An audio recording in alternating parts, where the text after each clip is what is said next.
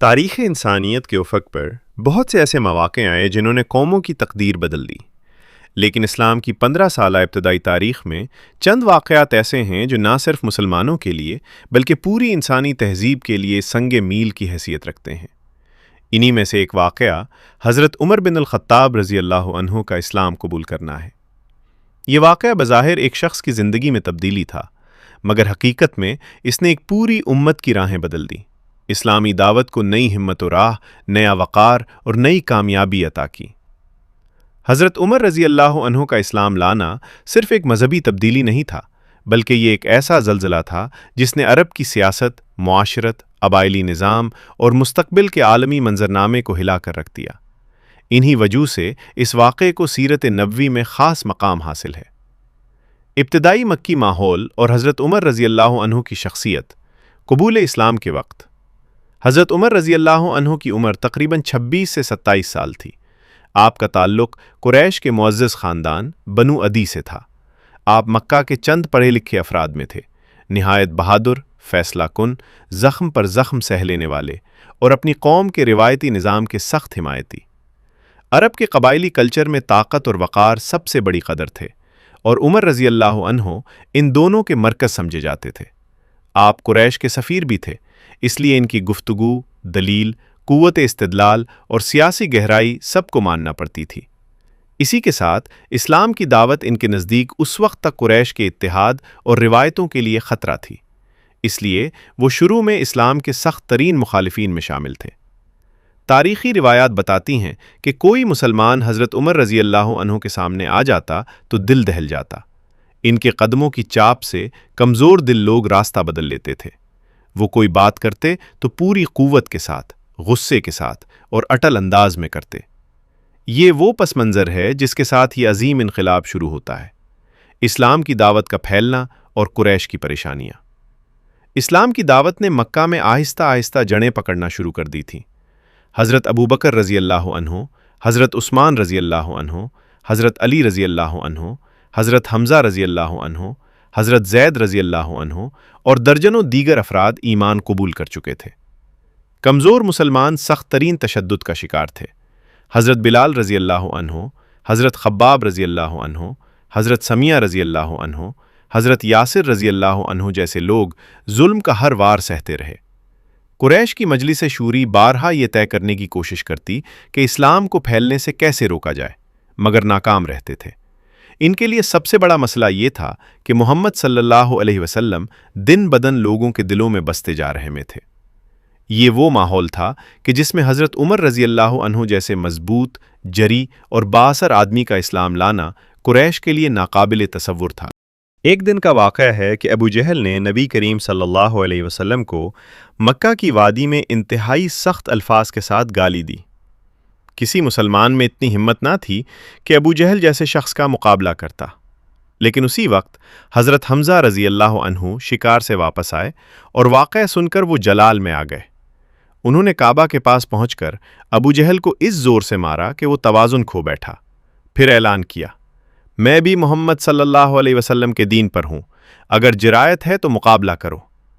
یہ واقعہ پورے مکہ میں بجلی کی طرح پھیل گیا۔ حضرت عمر رضی اللہ عنہ کو جب خبر ملی، وہ آگ بگولا ہو گئے۔ ان کا غصہ دوگنا ہو گیا۔ انہیں محسوس ہوا کہ اب اگر محمد صلی اللہ علیہ وسلم کو نہ روکا گیا تو قریش کا پورا نظام ٹوٹ جائے گا۔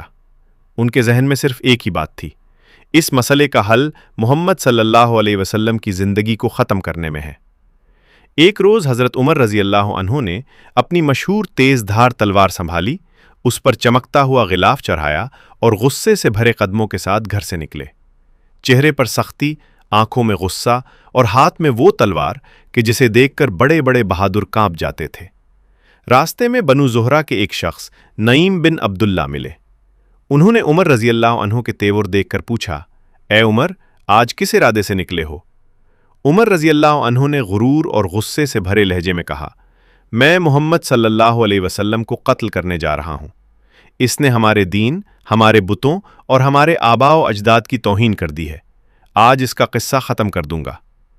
حضرت نعیم رضی اللہ عنہ نے فوراً کہا، عمر، پہلے اپنے گھر کو تو دیکھ لو، تمہاری بہن فاطمہ اور تمہارا بہنوئی سعید بن زید دونوں اسلام لا چکے ہیں۔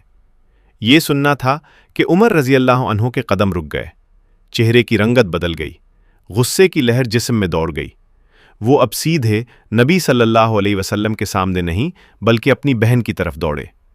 یہ وہ لمحہ تھا جہاں تقدیر نے عمر رضی اللہ عنہ کے راستے بدلنے کا فیصلہ کر لیا تھا۔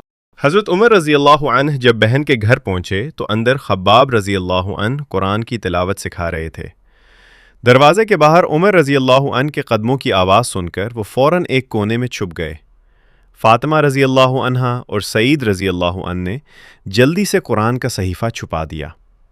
عمر رضی اللہ عنہ نے گھر میں داخل ہوتے ہی پوچھا، کیا پڑھ رہے تھے تم لوگ؟ انہوں نے کہا، کچھ نہیں۔ عمر رضی اللہ عنہ نے کہا، مجھے معلوم ہے کہ تم محمد کے دین میں داخل ہو چکے ہو۔ سعید رضی اللہ عنہ نے ہمت کر کے کہا، ہاں عمر، ہم نے اسلام قبول کر لیا ہے، اب آپ جو چاہیں کر لیں۔ عمر رضی اللہ عنہ کے اندر بھرا ہوا غصہ پھٹ پڑا۔ انہوں نے سعید رضی اللہ عنہ پر حملہ کر دیا اور مارنے لگے۔ بہن فاطمہ رضی اللہ عنہا نے بھائی کو روکنے کی کوشش کی تو عمر رضی اللہ عنہ نے انہیں بھی زور سے دھکا دیا، جس سے ان کی پیشانی زخمی ہو گئی اور خون بہنے لگا۔ خون دیکھا تو عمر رضی اللہ عنہ کا غصہ تھم گیا۔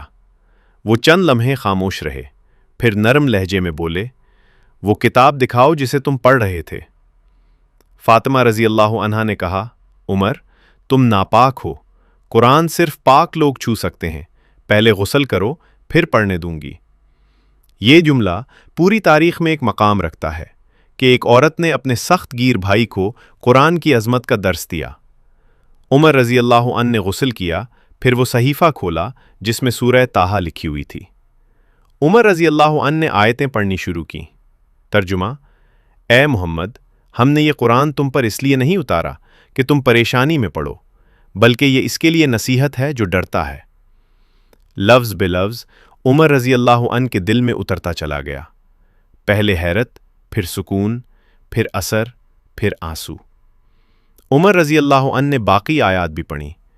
جو وہ پڑھتے جاتے ان کی سابقہ سختی پگھلتی جاتی، دل میں موجود ضد، غصہ، دشمنی سب ختم ہوتی چلی گئی۔ یہ وہ لمحہ تھا جب دل پر پڑے لاکھوں پردے ہٹنے لگے۔ عمر رضی اللہ عنہ کے ہونٹوں پر بے ساختہ الفاظ آئے، یہ کلام انسان کا نہیں ہو سکتا۔ یہ الفاظ ان کے دل کی گہرائیوں سے نکلے تھے، اور تقدیر نے وہ لمحہ لکھ دیا تھا جس کے بعد دنیا تبدیل ہونے والی تھی۔ عمر رضی اللہ عنہ نے کہا، مجھے محمد کے پاس لے چلو۔ یہ سنتے ہی خباب رضی اللہ عنہ باہر نکل آئے، خوشی سے ان کا چہرہ دمک رہا تھا۔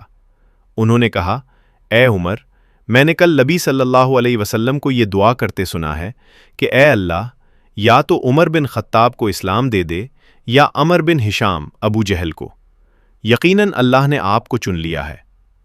یہ سن کر عمر رضی اللہ عنہ کی آنکھوں میں حیرت کے ساتھ شرمندگی بھی ابھری۔ وہ سیدھے اس گھر کی طرف چل پڑے جہاں نبی صلی اللہ علیہ وسلم اپنے صحابہ کے ساتھ موجود تھے۔ اندر لوگ خوف زدہ تھے، کیونکہ عمر رضی اللہ عنہ کی آمد کا مطلب خطرہ تھا، لیکن رسول اللہ صلی اللہ علیہ وسلم نے اجازت دے دی۔ دروازہ کھلا، اندر نور ہی نور تھا، اور عمر رضی اللہ عنہ چند لمحے کھڑے رہے۔ نبی صلی اللہ علیہ وسلم کا چہرہ ان کے سامنے تھا۔ چہرہ مصطفیٰ صلی اللہ علیہ وسلم دیکھ کر عمر رضی اللہ عنہ کے قدم لرز گئے، سب سختی، سب غرور ختم ہو گیا۔ نبی صلی اللہ علیہ وسلم آگے بڑھے، ان کی چادر کا دامن پکڑ کر زور سے کھینچا اور فرمایا، اے خطاب کے بیٹے، کب تک اس حق سے دشمنی کرو گے؟ عمر رضی اللہ عنہ کا ضبط ٹوٹ گیا، آنکھوں سے آنسو بہنے لگے، اور وہ لرزتی ہوئی آواز میں بولے، میں گواہی دیتا ہوں کہ اللہ کے سوا کوئی معبود نہیں، اور محمد صلی اللہ علیہ وسلم اس کے رسول ہیں۔ یہ تھا وہ لمحہ جو زمین پر ریکارڈ ہوا، آسمان پر منایا گیا، فرشتوں نے خوشی میں نعرہ تکبیر بلند کیا۔ عمر رضی اللہ عنہ مسلمان ہوئے تو فوراً کہنے لگے، یا رسول اللہ، کیا ہم حق پر نہیں؟ نبی صلی اللہ علیہ وسلم نے فرمایا، ہاں بے شک۔ حضرت عمر رضی اللہ عنہ نے کہا، پھر ہم چھپ کر کیوں رہیں؟ آؤ کھل کر اعلان کریں۔ اسی وقت مسلمانوں نے 2 صفیں بنائیں، ایک عمر رضی اللہ عنہ کی قیادت میں اور دوسری حمزہ رضی اللہ عنہ کی قیادت میں، اور سب نے کعبہ کی طرف مارچ کیا۔ یہ اسلام کا پہلا باقاعدہ جلوس تھا۔ مکہ لرز گیا، کفار بھونچ کے رہ گئے۔ یہ وہ منظر تھا جس نے پوری تاریخ کا رخ بدل دیا۔ حضرت عمر رضی اللہ عنہ قبول اسلام کے اثرات: 1. مسلمانوں کو کھل کر عبادت کی اجازت ملی۔ اب کوئی مسلمان نماز پڑھتے ہوئے ڈرتا نہیں تھا۔ 2. کفار کی سیاسی قوت کمزور ہو گئی۔ قریش کی مجلس کے کئی منصوبے خود بخود ختم ہو گئے۔ 3. نبی صلی اللہ علیہ وسلم کو ایک مضبوط محافظ مل گیا۔ عمر رضی اللہ عنہ کے ہوتے ہوئے کوئی دشمن آسانی سے آگے نہیں بڑھ سکتا تھا۔ 4. دعوت اسلام کو نئی رفتار ملی۔ لوگ جوک در جوک اسلام قبول کرنے لگے۔ 5. ہجرت حبشہ کے بعد مسلمان پہلی بار طاقتور محسوس ہوئے۔ حضرت عمر رضی اللہ عنہ کا اسلام ایک روحانی انقلاب اسلام لانے سے پہلے عمر رضی اللہ عنہ جذباتی، سخت، جابر اور اصولوں پر قائم تو تھے، مگر نرمی کم تھی۔ اسلام نے انہیں اندر سے بدل ڈالا۔ وہی عمر جن کے نام سے لوگ کانپتے تھے، اب یتیموں کے سر پر ہاتھ رکھتے، کمزوروں کا سہارا بنتے، انصاف کے علمبردار بنتے، قرآن کے عاشق بنتے اور اللہ کے سامنے رونے والے بندے بن گئے۔ اسلام نے انہیں نہ صرف ایک بہتر انسان بنایا، بلکہ ایک ایسا قائد بنایا جو صدیوں تک حکمرانی کے اصول طے کرتا رہا۔